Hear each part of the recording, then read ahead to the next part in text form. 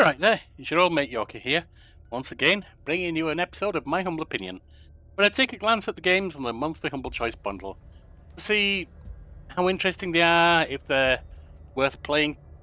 Just do a very brief overview. And right now we're starting with an overview of the games that are on the monthly Humble Choice for June 2023. There's 8 games as normal for $12, which means for them to be any good, they should average about $1.50's value each. Alright, we have Ghostwire Tokyo. Know nothing about it. We have Remnant from the Ashes, Complete Edition, which I believe is a shooter. No, it looks like one, and I think I saw an episode of it on Twitch.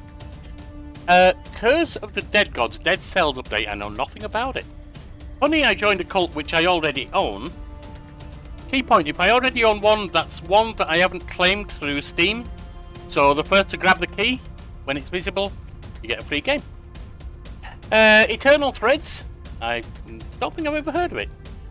Grime, Colours of Rot, definitely never heard of that. Turbo Golf Racing, okay. And Meeple Station, I know the name, but I don't know anything about it. So, let's step in there and have a look what we've got. Ghostwire Tokyo. Face the unknown, uncover the truth, and save the city. Tokyo is overrun by deadly supernatural forces perpetrated by a dangerous occultist, causing Tokyo's population to vanish in an instant. Ally with a powerful spectral entity on their quest for vengeance, and master the unknown arsenal of abilities to unravel the dark truth behind the disappearance as you face the unknown in Ghostwire Tokyo. It's an action game from Bethesda Softworks at $60, so this is definitely a headliner. It's 81 for very positive. I'm assuming it's not very recent then. Let's see. A beautifully haunted Tokyo, twisted by a supernatural presence.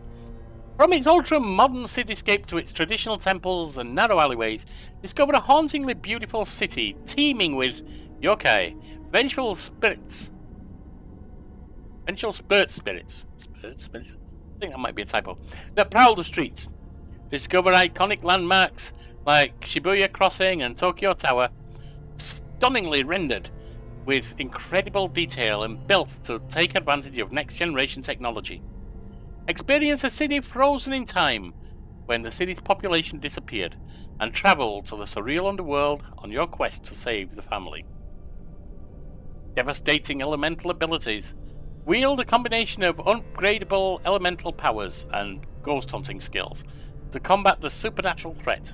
Use your ethereal abilities to ascend to the top of the Tokyo skyline and soar over the streets to discover new missions, or even get the drop on your enemies.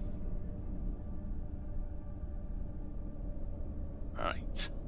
Let's go to VT. Let's pause the music, go to VT.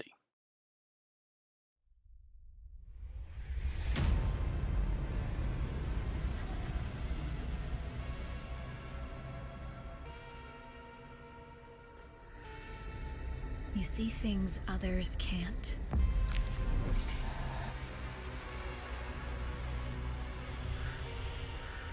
Hear threats others don't.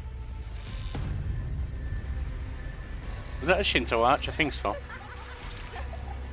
Oh, Headless Girls. Okay. Fight. Headless Sailor Moon or whatever it was. Won't. Okay. Freaky. It's up to you to save Tokyo.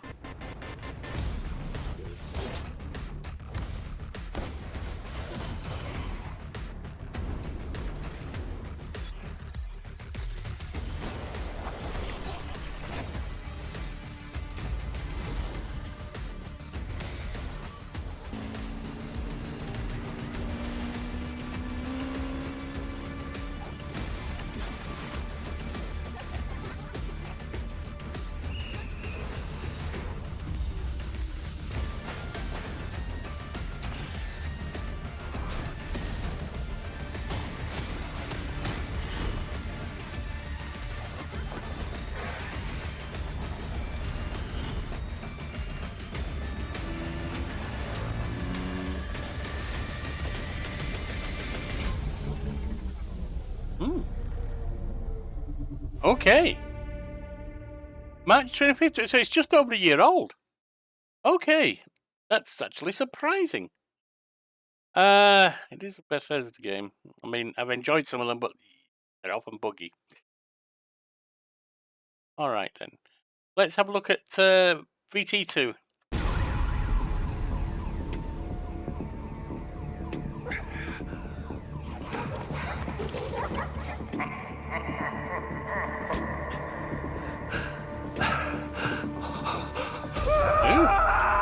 Well, he looks a mess. This looks freaky.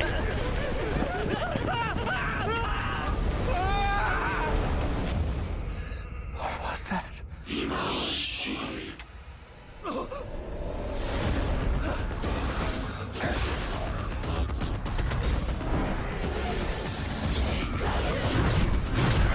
There remains work yet undone. Critical work. People always decry the truth when forced to face it. Okay. Still your fear. I will be her salvation. Ooh, that's painful. The time is nigh. The world rests on the precipice of transformation.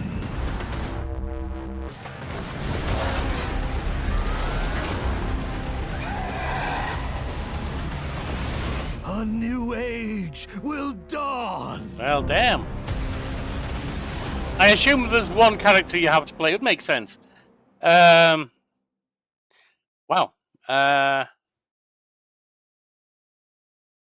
Okay, let's start with the fact that anyone who's seen me try knows I don't play action games particularly well.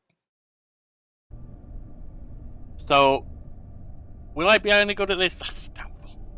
But that doesn't mean I don't enjoy them sometimes. So I am really looking forward to having a look at this, because I do after doing this overview of the games, I do a let's try of each of the games for 5 to 30 minutes usually, just to get a brief glimpse, see if I want to go further. This looks like it might be really interesting. And it's only a year old, $60 worth, valued at 81%. Surprises me. Alright, let's move on. Remnant from the Ass. Or From the Ashes, Complete Edition. Why do I say From the Ass? Because when I saw it on Twitch, it cut off there. Anyway, Remnant from the Ashes, Complete Edition includes Remnant from the Ashes, Remnant from the Ashes, Swamp of Causes, Remnant from the Ashes, Subject 2923. Take home the complete... What do you mean take home? I'm already at home. I downloaded it. The complete Remnant from the Ashes experience. As you fight through a post-apocalyptic world overrun by monstrous creatures, fighting to restore humanity while overcoming hordes of deadly enemies and epic bosses alone, or alongside up to 2 other players. In the Swamps of Causes DLC... I want to get off this piece of music, it's awful.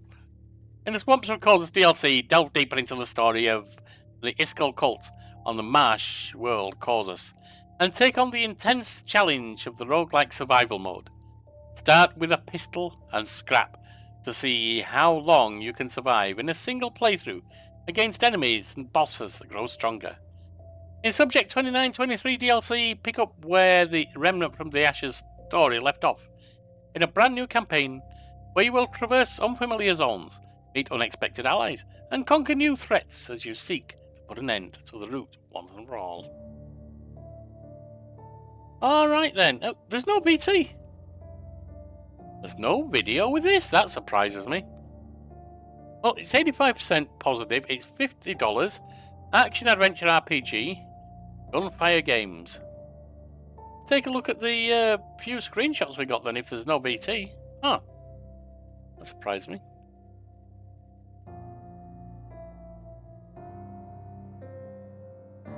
I don't know how this is going to go. I do know shooters are generally very much outside my wheelhouse, or whatever you want to call it.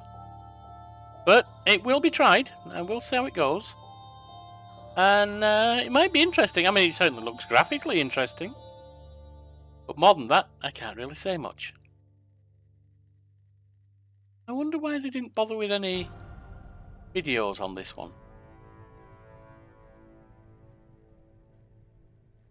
Alright, well, I guess we'll move on from there. Disappointing, I prefer them to our videos so you can get at least a glimpse. Although a lot of the videos, like on the last one, have a lot of cinematics that aren't necessarily gameplay. Alright, Curse of the Dead Gods. Curse of the Dead Cells update has been added to the game. Major new features include Dead Cells themed content. New curse, the Curse of the Headless, lets you kill faster and with a visual twist. 3 new weapons, Sword of Conjunctivitis. Conjunctivius, sorry, not Conjunctivitis. From the Cursed Sword. The Crossbow of the Condemned from the Explosive Crossbow. Broadsword of the Night. Broadsword. New challenge room, complete the new Cursed Chest challenge to earn rare items. Other features, a new two-handed fighting style, bombs. New curse, new relics and relics items, assist mode, more room variations. Check out all the new content in our Curse of the Dead Cells update. What is this? Action adventure and $20. It's a cheaper one, but it's 89% very positive. That's not bad. Curse of the Dead Gods. You seek untold riches, eternal life, divine powers. It leads to the accursed temple, a seemingly infinite labyrinth of bottomless pits, deadly traps and monsters. Use weapons, the environment, your brains and skills to defeat the temple. Oh god, I gotta use my brain. That won't go well. You collect mystical relics and an arsenal of weapons. Make yourself unstoppable. Battle through hordes of enemies in dark, cavernous passages, filled with traps and secrets of all sorts. Fire, spewing statues, explosives, hidden spikes, and worse. Play your way and turn curses to your advantage. Corruption builds in you with every step. Encourage or ignore it. But each powerful curse can be a double-edged sword. Greed will kill you. Greed will save you. Greed is good. Your greed will lead you to death. But that is not an escape. Rise to fight again. Delve deeper again. Defy the malignant deities that linger in this place. Main feature, skill-based roguelike. Exploring a cruel, dark temple made of endless rooms and corridors. Swords, spears, bows, guns, wield these and many others.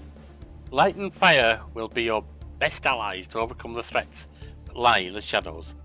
Unique curses influence each attempt, putting a twist on every action. Dozens of enemies with powerful champions on deadly bosses face off against. Could be interesting. Sounds intriguing anyway. Let's go to BT.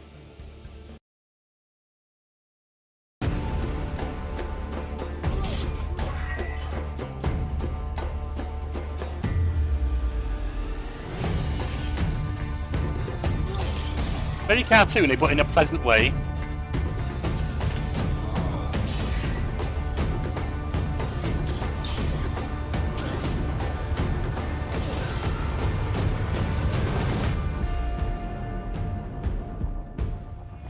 I mean, just from what we've seen, it looks fun.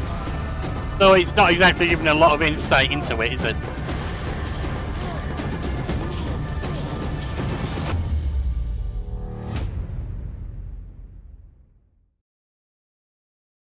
Okay, and there's just one VT with it, so got out of it what we can.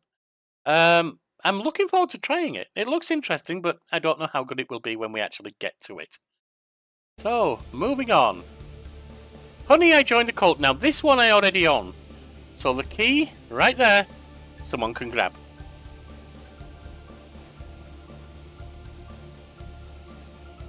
And this is a $22 game at 90%, very positive. In Honey, I Joined a Cult, you must build and expand your base, manage your cultists and resources, and increase your faith, funds, and following. Every great cult needs great interior design. Place, design, and decorate rooms to keep your cultists happy. There is a whole host of weird and wonderful room options, each with a vital role to play in your cult. From polygraph rooms and spirit chambers to energy spas and the dreaded Ministry of Alteration. Customize your cult. A cult is only as good as its name. Choose yours wisely when picking for your cult. Cult leader, the divine being that they worship, the holy room in which they prove their dedication, and the followers that will become the cultists of tomorrow. Make your cult your own by deciding on a funky symbol, a weird uniform to impress would-be followers, an imposing hat to make other cults jealous, a strange relic to worship and adore. Manage your cult. Being snappy dresses isn't enough. Your cult must run like a well-oiled hypno wheel. Set schedules for your cultists, level them up, and manage food and maintenance systems. Assign tasks to your cultists based on a priority system. Who said micromanagement doesn't work? Care for your cult. Cultists have needs too, and you'll have to ensure that all yours are fed, watered, and having lots of fun. You must take care of your cult's physical and mental well-being to allow them to be the best cult members they can possibly be. Grow your cult. Use all of your charm to recruit followers who will bring in resources and eventually climb through the ranks, become full cultists. Discontented followers will leave. They'll be sure to turn that frown upside down. Lead your cult. Your cult's leader can be very demanding, whether it's recruiting specific followers or building certain rooms. Be sure to bend to their every whim. Not fulfilling demands will lower their mood, and a displeased leader won't be able to perform effective sermons. Cult missions. Cultists can be sent on missions in the local town, whether it's gathering resources, unlocking new tech, or just a demand from your leader. The covert operations room, or covert option, is a perfect place to plan. Alright, I played this on channel over a year ago now, I think. Might have even been early access then. Now I have a rule when I'm doing humble opinion. If I already own the game, if I already played it, there's a good chance I'm not going to play it as a Let's Try, because I've already played it. And that's going to be the case here. Whoever grabs the thing gets a pre-game. But I will give a reflection based on what I experienced, which is that it was fun at first. But for me, now all games are repetitive. They don't have infinite types of loops going on. You couldn't learn them if they did. All games rely on a few simple loops or a few semi-complex, but never all that complex loops, with some variation. But sometimes those loops just start to feel samey. And that's what put me off this at the end. It was like almost make work for me. It started out fun, but it just seemed to get, alright, more of this. Let's end. Let's go to BT so you can see what's lying in store for whoever grabs it. Peggy 12. Oh, hey there! My name is Bert Biscuit. Welcome to the screening of my masterpiece. Don't you want devoted followers?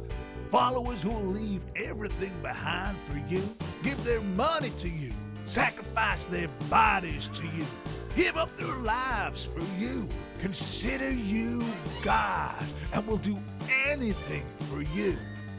Step 1. Use deception. Don't tell them who you really are. Pick your symbol, your cultist outfit, your hat, and your cult's relic. Step 2. Headquarters. Build your cult, the organization, from the ground up. Place foundations, build walls, and design and decorate rooms to keep your cultist happy. Step 3. Everlasting love. Eliminate the toxic mind. Act friendly and interested. Take care for your followers and build attachments to your cause. Surround them with unconditional love. Make sure they're fed, watered, and entertained. You know what they say, a cult is only as strong as its cultist. Step 4. Secrecy. For some reason, groups of our kind are not considered wholesome. The police, the feds, the press, they all try to make it hard for you. Keeping your operation under the radar is the key to your followers' enlightenment. Step 5. Management and money. You got to run things like a well-oiled discombobulator. Recruit new members, set their schedules, develop their skills, and make sure they work hard. Because work makes money, and money's what makes the cult go round and around and around. Oh, what a time of joy it's been. Bird out.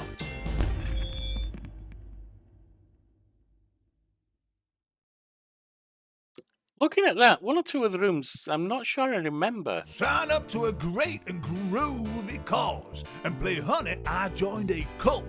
Out now in version 1.0. So maybe it was early access I played and they've improved it since then. I won't be going back to it, but yeah, it could be even better than I thought. And it's rated at 90%. Alright, let's go to VT2.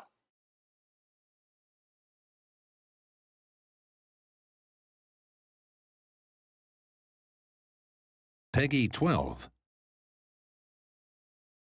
Hello there, and congratulations on taking your first step towards achieving greatness. As our newly appointed cult architect, you will be responsible for cult creation, growth, and management. Creation, I hear you ask.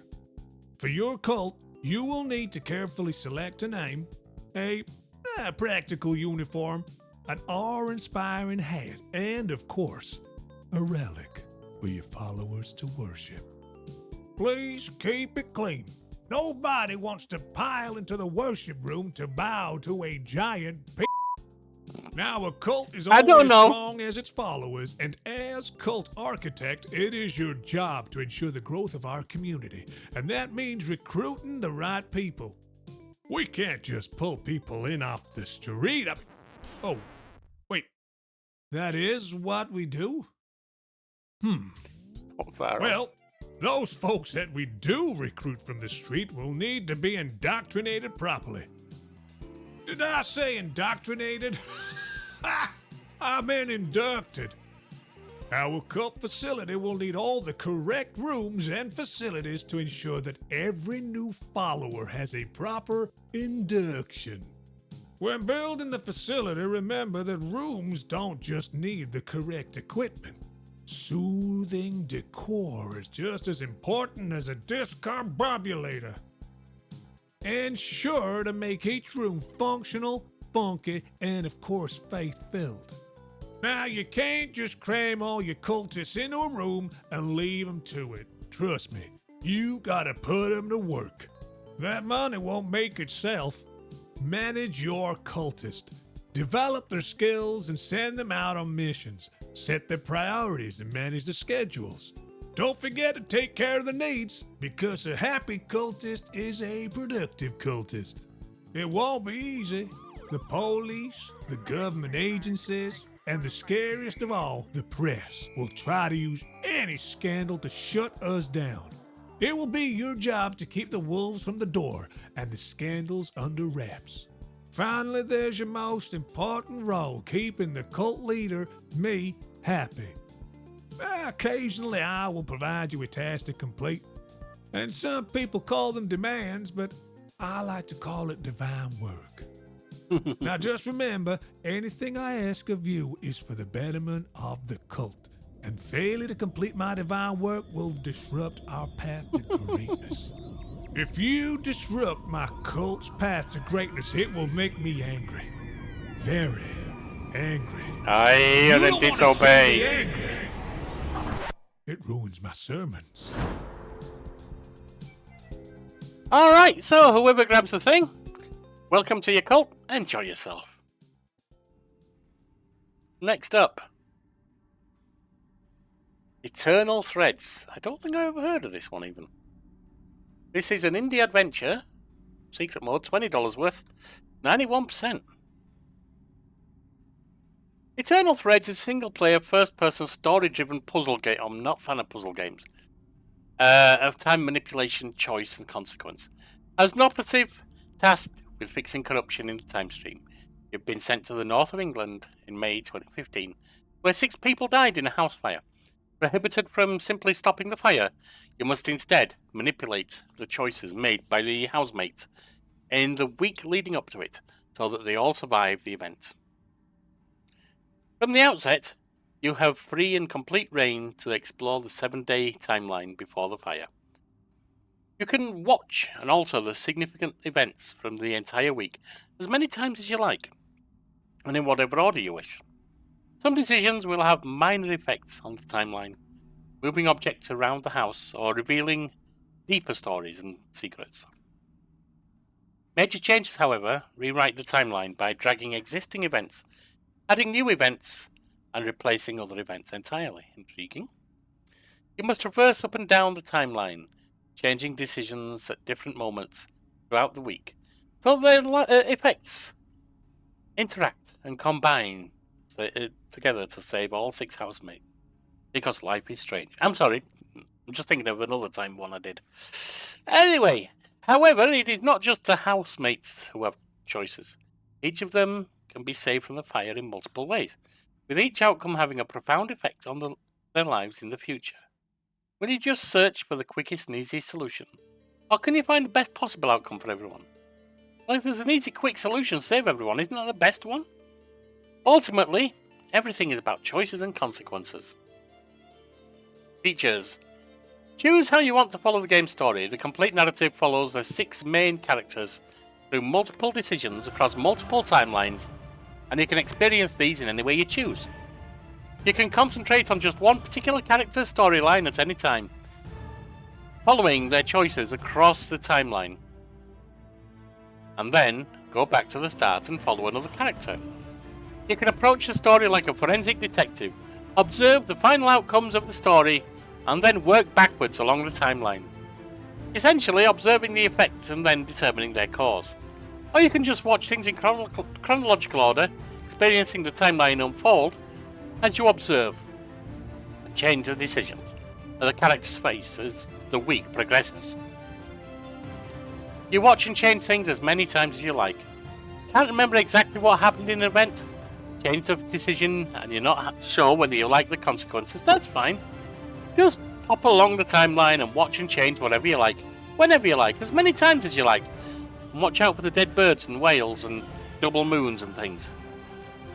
Change the past to affect the future. Setting up temporary base in the house mere hours after the fire provides a unique perspective on events.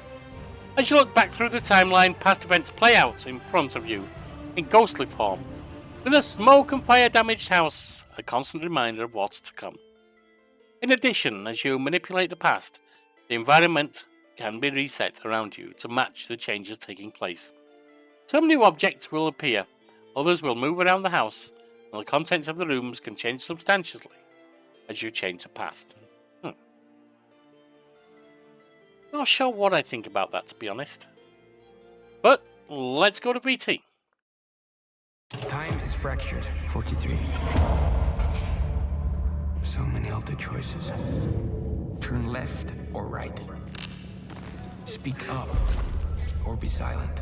We've got to get up! Stay or go. I love you! Dozens of decisions made every day. Inconsequential, maybe.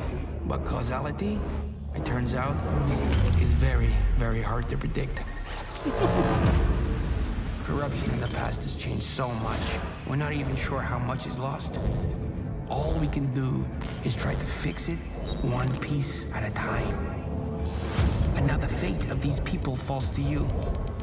Change the right set of decisions, and you save them all. So you know, no pressure. I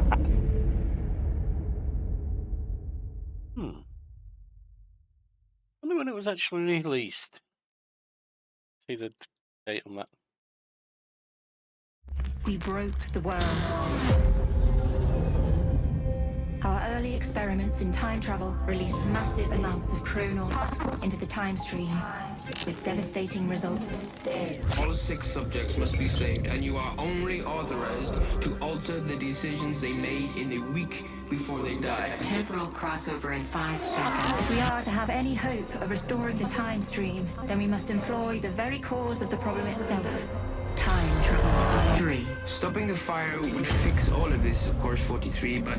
We must be very cautious. The risks of direct interference are potentially greater than what we have already faced. 2. You are using a scalpel instead of swinging a axe. We must surgically alter the past. Change the right set of decisions, 1. and you save them all. Temporal crossover initiated.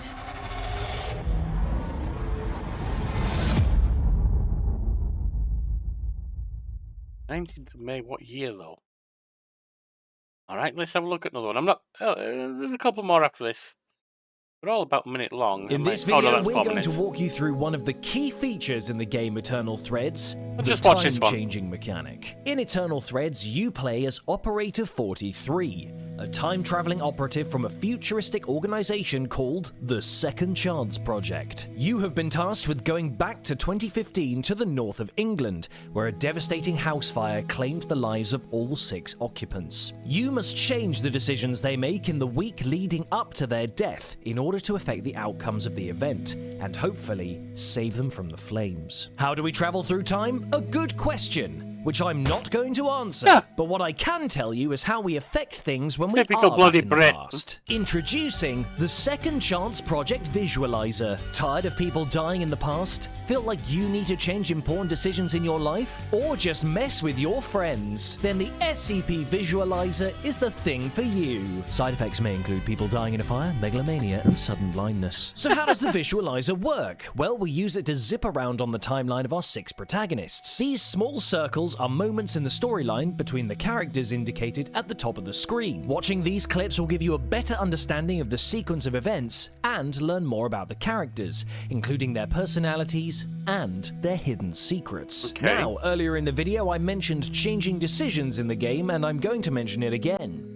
Changing decisions. Whilst the circles on the timeline are more narrative and informational, the diamond-shaped events are important moments which involve you altering the decisions that the characters make. For example, in this scene here, the owner of the house, Tom, is debating whether or not to take his pet budgie Frank to the vet, like the responsible pet owner he is. In the past, he decided not to. Not such a great decision, but with a quick flip on our handy-dandy visualizer, we can change his decision to get Frank checked out by a medical professional.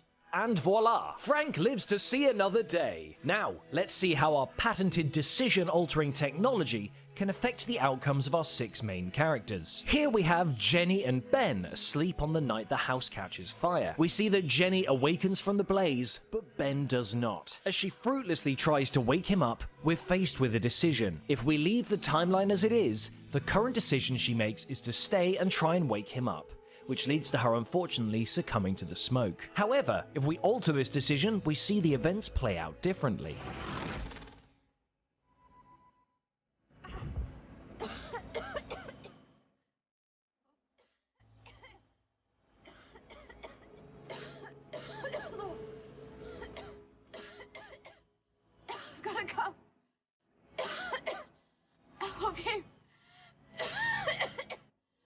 Yeah, just leave him to die.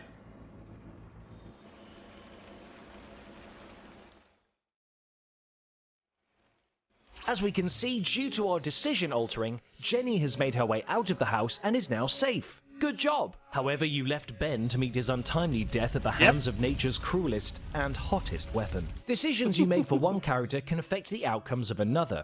You'll notice that after saving Jenny, there are no other decisions we can alter in order to save Ben, which means a decision earlier in the timeline may affect his outcome. Each character can be saved in multiple ways, and it's down to you to figure out the combinations that will lead to everybody surviving. Think of this as a kind of temporal Rubik's Cube, but where everyone dies a little bit. if you I don't never liked line up the Rubik's Cube. colours.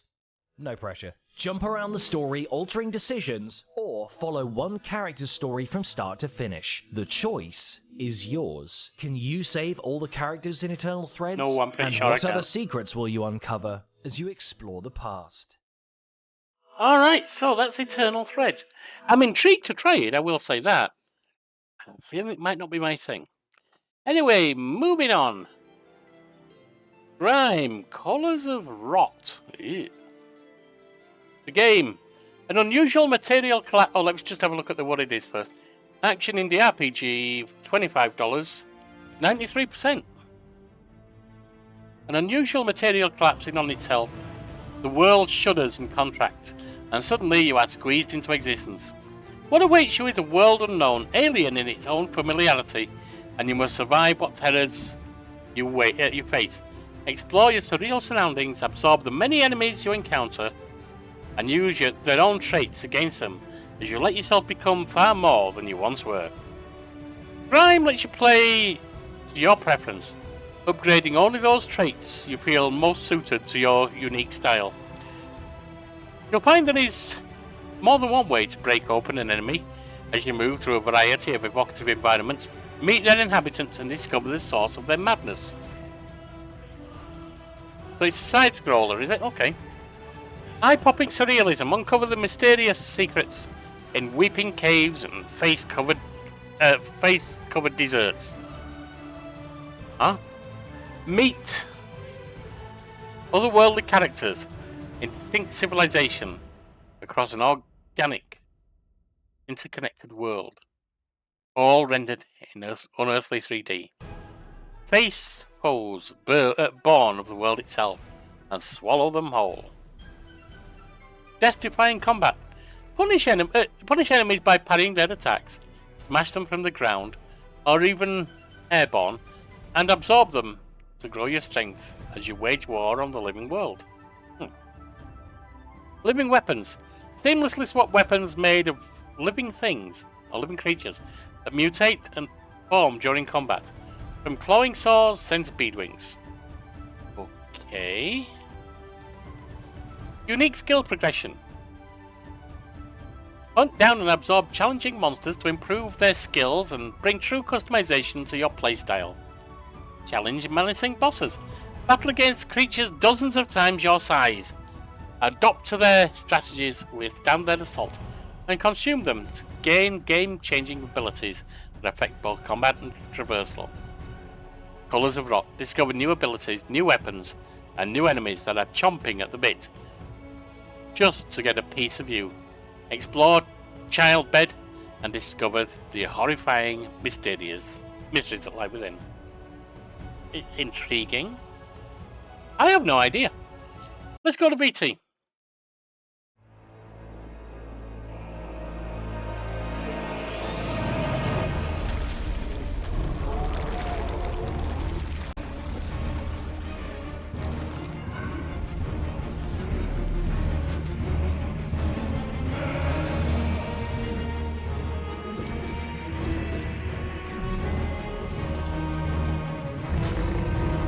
I'm not impressed with the graphical style, but it is a style choice. Doesn't mean they're bad.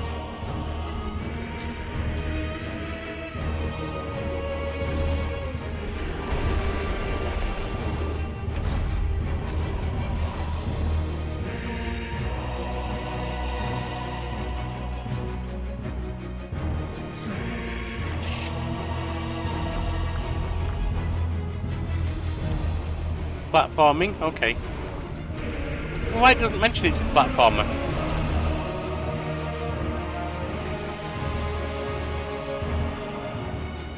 Metroidvania, okay.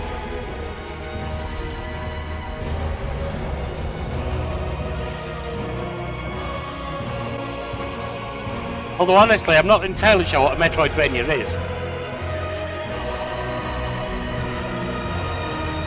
Since I never played Castlevania or Metroid, whatever it was.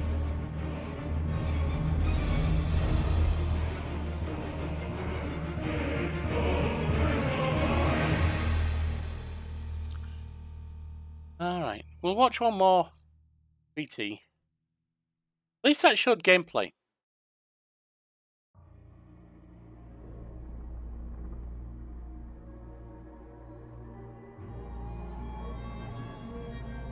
Souls inspired take on, yeah, okay. Filthy, dirty, brutal fun. Okay.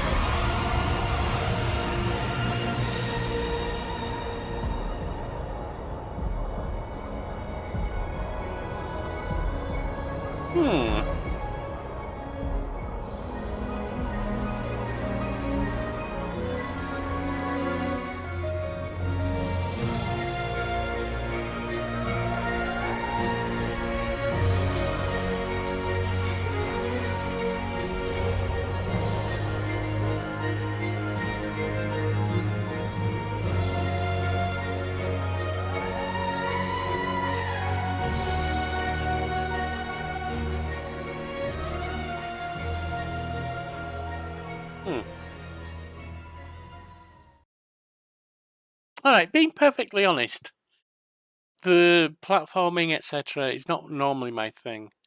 I have a feeling it won't be my cup of tea. But at the same time, it's got enough intrigue to how it looks that I'm interested to try it, just to see what I think. Who knows? I'm always willing to be persuaded, and that's the thing. Right, moving on. Turbo Golf Racing. Turbo Golf Racing is an arcade. Oh, what did it say? Action Racing Sports. 17.99. 89% very positive. Turbo Golf Racing is an arcade-style sports racing game for up to 8 players online. Is it only multiplayer? Drive, boost, jump, flip, and fly your turbo-powered car. Slam into oversized golf balls, race your friends, and an explosive dash to the finish flag. This is Turbo Golf Racing. Welcome to the future of motorsports. Feel the excitement of fast-paced arcade-style racing as you tee off with your friends in an exhilarating new way. Jump, flip, glide, boost, and dash with turbocharged cars, and be the first to get your ball in the hole. 8 players online race up to 7 other competitors in Grand Prix-style competition. Hit the boost pads to charge past your rivals, take secret tunnels to outwit them, and fire missiles to stop them in their tracks.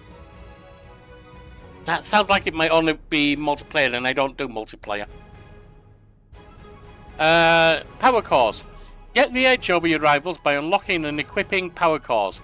Hit your ball further, fly faster, and use unique abilities such as ground stomp and gravitate ball and roll. And with a wide variety of power cores, fine-tune your setup to outwit your friends. Turbocharge your customization. Choose the car and ball that makes you stand out from the crowd. Enjoy endless paint options and change your wheels, etc. Okay. Take to the skies. The sky is the limit. When your cars have wings, launch your turbo-powered car in the air and fly past the competition. Zip through tunnels, glide over fans, and chase your ball over obstacles. Use the terrain to your advantage, launch over boost pads, and down the fairway. Avoid the rough and the sand traps. Bend your shots around trees and through canyons. Race to the green. Unlock items as you level up and enjoy an ever-growing game with free regular updates that will bring new courses, new power cores, and new cosmetics.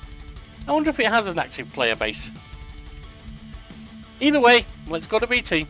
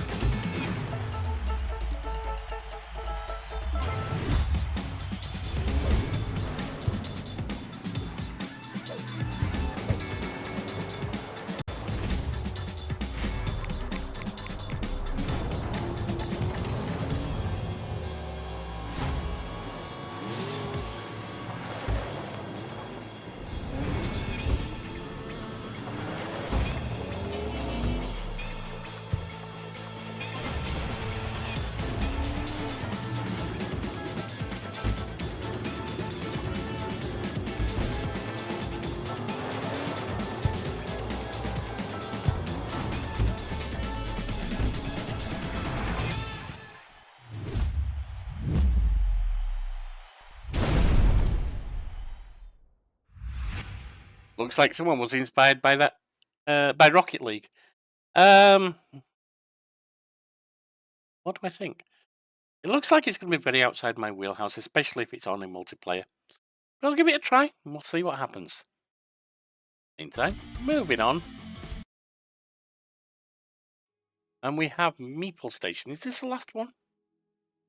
It's Indie Strategy RPG Simulation, $20 worth. Only 60% is Meeple Station, the weakest of them by far. So what is Meeple Station? Meeple Station is isometric pixel art. Oh, I don't like pixel art. Station building and management sim that takes inspiration from games in the vein of Dwarf Fortress and RimWorld. Build a space station up from bare bones essentials and skeleton crew to a bustling metropolis of activity. Filled with so many meeple, you'll probably forget about a few of them. You picked a great time to hop on board as we're dropping our major planets update just now, which will have your meeple expanding across the solar system.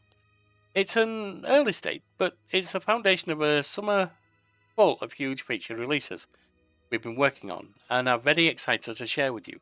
The big recent changes we've added are also part of the bedrock of what is to come. Okay.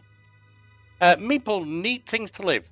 Ice can be melted to turn into oxygen, which assuredly your meeple will need to continue breathing. They also seem to like regular access to food. Make sure they have bathrooms near, or you're going to end up with one stinky station.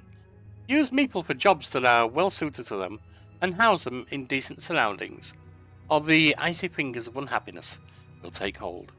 Just wait until you see the damage an unhappy officer can cause. Once you make your station a nice productive place to live, its prestige will spread and draw new meeple to the station and necessitate expansion. Expansion requires more resources to get mining. Meeple Station boasts a robust Z-layer system, whatever that is, and that is seemingly uncommon in many isometric and management games. The system allows up to 32 vertical floors, so stations can get quite gigantic if you so desire. Trade. At first, you can get things you need from traders that you can't effectively manufacture on your own. Once you have a good operation going, you can turn the tables and make quite a profit from supplying refined resources and manufactured goods to traders based on their needs. With the Planets update, we've added the very beginnings of the player-owned ship system, which we plan to expand on quite a bit in upcoming patches. Assign pilots to ships, and fly construction crews to build new stations. That's right, multiple stations and use the Planets patch as well. Now that you can travel around the solar system, you're going to be able to build up multiple concurrent stations around different planets. A fight of lazy pirates. Pirates gonna pirate. Unless they're pirates gonna trade. Well, in a sense. Maybe they did bad in school and space is hard. Whatever the reason, they want your stuff. That's way easier than doing work themselves. Make sure you have guard meeple to fight them when they come. Station shields and turrets work wonders against bombers. We have so many big things in store for the near future that we hope you will floor you with their scope. It's a very exciting time over here in the dev team. We work tirelessly to get them in your hands as soon as humanly possible, because we're overexcited children and it's our little passion project. We can't wait to share with the community. Eventually we plan on an interstation ship-based trading, cargo, mining and exploration network. It's ambitious. We really can't wait to show you what we've been focusing into the stew for the future. Seriously, we sit up at night just playing with... Get over it. Yeah, you're dedicated devs, I get it. Alright, let's go to the VT.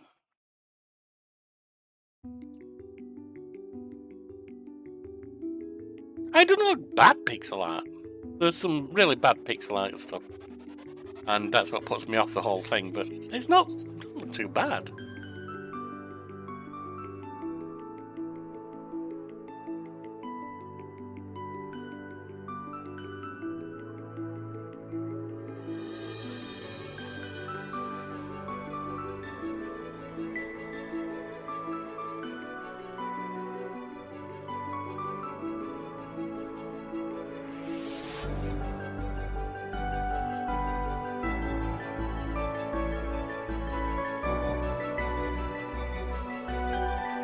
Seems to have something to it. I wonder why it's down at 60% though.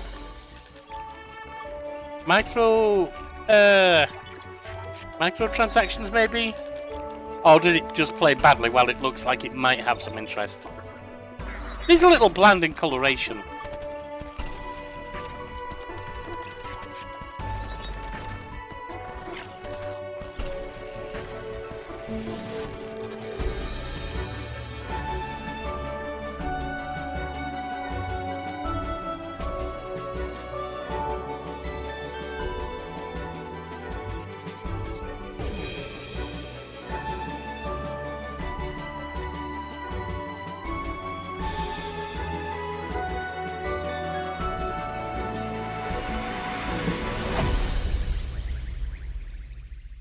Well, I'll be honest, I'm looking forward to trying it. That 60% makes me think that it's not good when you actually play it. And there we are, back to Ghostwire. So let's return and take another look. Ghostwire I'm really looking forward to trying. Remnant, I'm probably not going to enjoy it, but I'm looking forward to it all the same. Curse of the Dead Gods really had me intrigued. Honey, I Joined a Cult, I already own. Enjoy it, whoever grabs the thing. There's only one key, of course. Eternal Threads, intriguing, but may not be my thing. Grime, don't know. Golf Racing, Turbo Golf Racing, it looks like it's multiplayer only, and the fact that I use a keyboard and mouse only for a racer, yeah, it might not give me the accuracy I need. Alright, and Meeple Station, I'm looking forward to trying. So I have no idea what to make of this one yet. I'm tentatively looking forward to them all, most of them anyway.